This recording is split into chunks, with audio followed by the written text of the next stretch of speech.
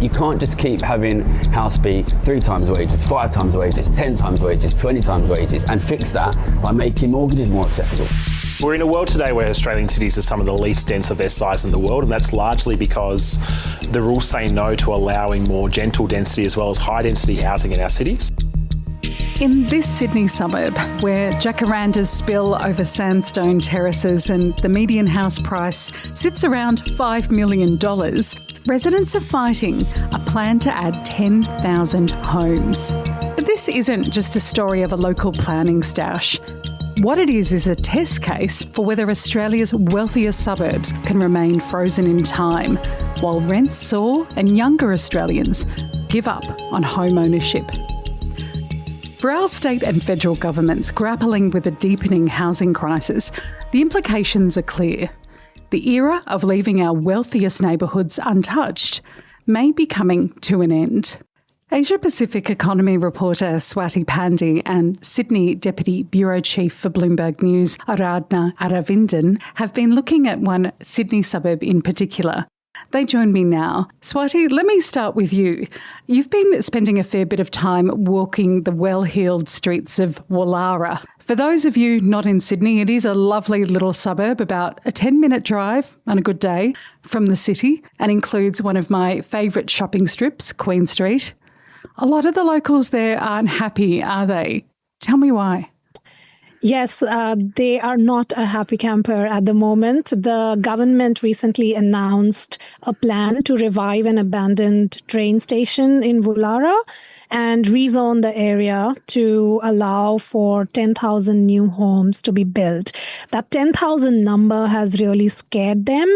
Most of them are okay with the revival of the train station per se, but it's the number 10,000 homes, which would actually mean 20,000 or 30,000 people in the area, that has scared them because it has not come along with a plan of how these many people would fit in the area. So what happens to traffic? What happens to parking? What happens to schools and childcare centers, sewage? These were the concerns that people were raising. And to be fair to the government, they are still devising the strategy. They are still in the planning stage, so more details will come out in coming months. But right now, there is a bit of uncertainty and scare. Aradhana, I want to start with prices. Look, we all know Sydney is expensive. You found in your reporting that new apartments within 5 kilometres of the city are selling for around $21,000 per square metre. That's more than double the cost of those that are some 25 kilometres out. If we're talking about adding 10,000 new homes in and around Woollahra, I'm interested to learn how existing homeowners there are thinking about this question. Are they worried that it could weigh on their property value? Interestingly, Sydney, unlike some very major other cities, has an amazing lifestyle quite close to the CBD. I moved to Australia last year and I was trying to see where I can live that quintessential Sydney life. Turns out it had to be pretty close to work, beaches, cafes, parks, restaurants, everything is around here. Plus, I don't have a long commute to work. That's the same thing that people living around here enjoy. Of course, you can live a little further away, enjoy the same lifestyle, but that means a longer commute to work. And interestingly, a lot of the home development as well has been happening away from the city, notably in the west and closer to the CBD. Not those many homes have been built recently. That's why there's this massive price gap. A lot of the residents that Swati and I spoke with also mentioned this wonderful lifestyle that they're lucky enough to enjoy.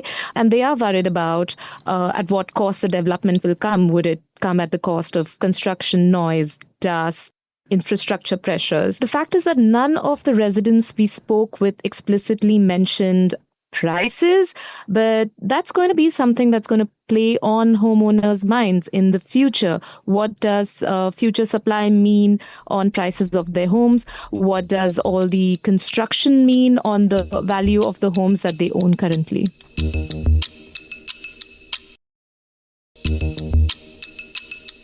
let's go back to you, Swati, and have a bit of a reality check about how bad this really is. I mean, you've both mentioned the lifestyle that Sydney provides locals, but also people that want to come and live in Australia. How does Sydney compare with how people live in other global financial centres? Sydney is one of the world's least dense city, which means there are fewer people living per square meter area compared to, let's say, Hong Kong or Singapore or London.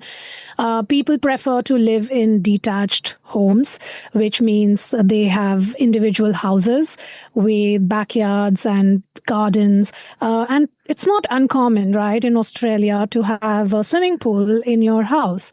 So that's the lifestyle that people really look forward to. Even people who are migrating to Australia, this is an aspiration that they have. That kind of lifestyle is possible in Australia. You can live in a big financial center like Sydney and have a big house with a garden and swimming pool. Sydney is also one of the least affordable places to live in the world after Hong Kong. So that lifestyle does come at a price. And Aradhana, both the federal and state governments have argued that, these affluent inner city suburbs like Woollahra are just going to have to do their share. The subtext being, something's got to give. Claire Neal, who's the Federal Minister for Housing, has referred to it as sensible increases of density. I've also noticed Allegra Spender, the MP who sits in the Wentworth electorate, which includes Woollahra and many of its famous neighbours like Bondi Beach. She's been really careful with her words too. It is our collective responsibility to leave the next generation with better opportunities than we've had, to be good ancestors. But in failing to address housing affordability, we are not living up to this responsibility. Now, one part of this housing proposal in Woollahra, the development around the train station, the reinstating of the train station, this is not new. Like, this has come up before, right, in the 1970s. Why have councils historically resisted density as a concept, and what has changed now to make them more open to it? There's always been a concern that if the development is not properly balanced, it's going to put pressure on infrastructure, cause traffic problems, and impact heritage.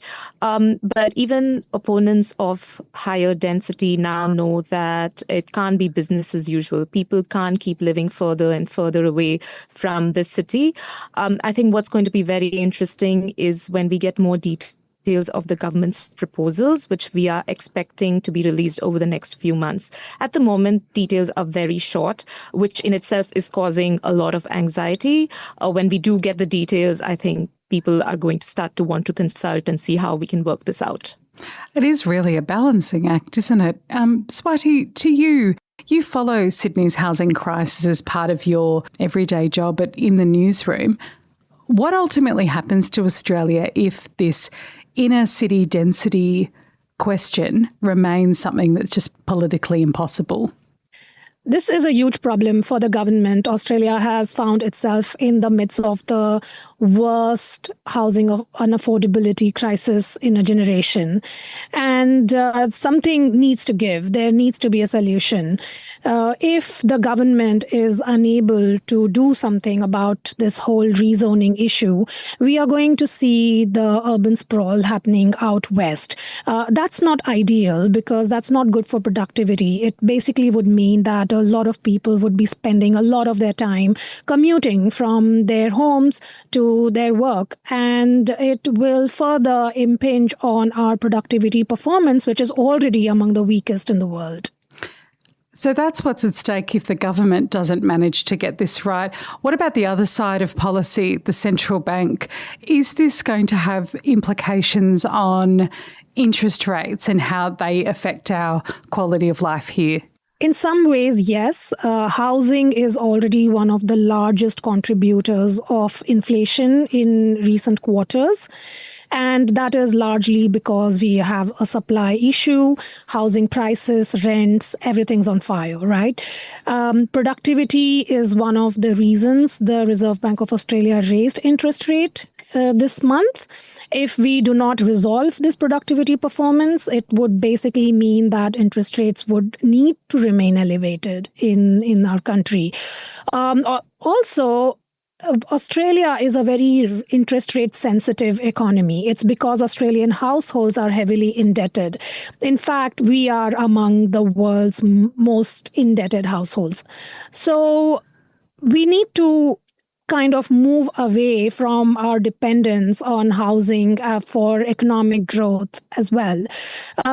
If we are able to get more supply going, it is good for construction, it is good for economic activity, it is good for home prices. In a lot of ways, it will help solve a lot of the problems that Australia's economy is going through. But it's not as easy, right? It's not as easy because there are councils who oppose any redevelopment plans, any rezoning plans. And as we have seen in the case of Woollahra as well, the opposition is not as big at the moment. People are not coming out on streets and making their voices heard. But that's because a lot of the details are not out yet. But in coming months, we will see more information come out. And then that will be the real test of how councils and people respond to this. So this is a real important issue for Australia right now. And we need to get this right. Otherwise, we will have a situation where our lifestyle, our quality of life, everything goes backwards. If you found today's conversation insightful, be sure to follow the Bloomberg Australia podcast wherever you listen, and check for more reading on the Australian economy, property market and politics, including the latest reporting from Swati, Pandey and Aravindan at Bloomberg.com. This episode was recorded on the traditional lands of the Wurundjeri and Gadigal people. It was produced by Paul Allen and edited by Chris Burke and Ainsley Chandler. I'm Rebecca Jones, and I'll see you next week.